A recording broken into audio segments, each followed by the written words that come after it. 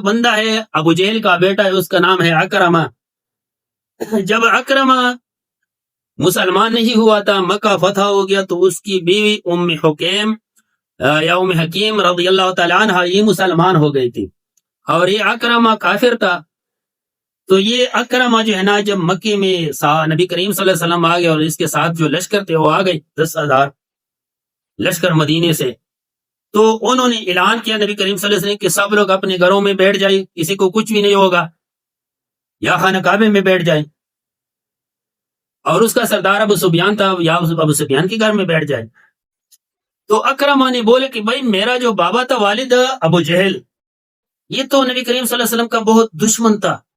بہت زیادتی کی اس کے ساتھ، اور یہ اکرمہ خود حضور علیہ السلام سے بہت بغض، حسد اور مخالفت میں سب سے آگے تھا، باپ کی طرح۔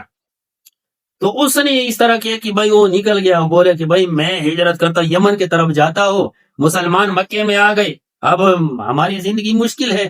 اس کی بیوی نے اس کو سمجھایا کہ بھائی کلمہ پڑھو، کچھ بھی نہیں ہے۔ بولا نہیں، میں نے بہت زیادتی کی نبی کریم صلی اللہ علیہ وسلم کے ساتھ، میرے باپ نے اس کے ساتھ زیادتی کی، میں بھاگ جاتا ہوں۔ جب یہ کشتی میں سوار ہو گئی، ادھر اس کی جو بیوی تھی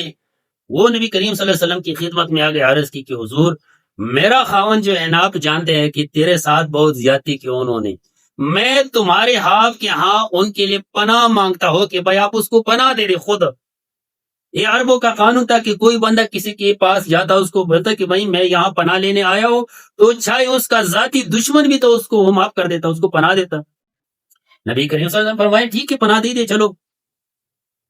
جب وہ سمندر میں کشتی میں بیٹھا ہوا ادھر سے دوڑ کے چلے گئی سمندر کے کنارے پہ، وہ کشتی میں ہوا جو ہے نا، وہ جب سمندر کے اندر چلے گئی تو تیز ہوا آ گئی۔ جب ہوا آ گئی، قرآن میں اللہ کریم نے وہی ذکر فرمایا، جب ہوا آ گئی تو یہ اکرمہ جو ہے نا، اس نے لات منات عزا کو پکارا۔ کشتیبان نے کہا یار وہ تیرے کام یہاں نہیں آ سکتا، جب آپ اپنے شہر میں سکون کے ساتھ ہو تو پھر تیرے کام آ سکتا ہے، یہاں پہ جو کام آ سکتا ہے وہی اللہ واحد لا شریک کام آ سکتا ہے۔ اس نے سوچا کہ بھائی سمندر میں وہی اللہ جس کی دعوت نبی کریم صلی اللہ علیہ وسلم دیتا ہے، تو پھر خشکی میں اس کو کیوں نہ پکارو۔ تو اس واقعہ جو ہے نا، یہ واقعہ جو ہے نا انہوں نے ذکر فرمائی کہ بھائی اس بندے نے فوراً سمندر کشتی سے واپس آ کے جب اپنی بیوی کے پاس، بیوی نے بول کہ بھائی میں نے تمہارے لیے نبی کریم صلی اللہ علیہ وسلم سے پناہ لے لیا کہ بھائی جا کے ادھر پناہ مانگو، لے لو، اس کے ساتھ بیٹھ جاؤ۔ بولا ٹھیک ہے۔ جب آ گیا اور کہا کہ بھائی میرے سے غلطی ہو گئی، نبی کریم صلی اللہ علیہ وسلم کے ہاتھوں پہ ہاتھ رکھ کر کلمہ پڑھ لیا کہ بھائی جو سمندر میں پکارنا ہے رب کو پکارنا ہے، تو خشکی پہ پھر کس اور کو کیوں پکارنا ہے۔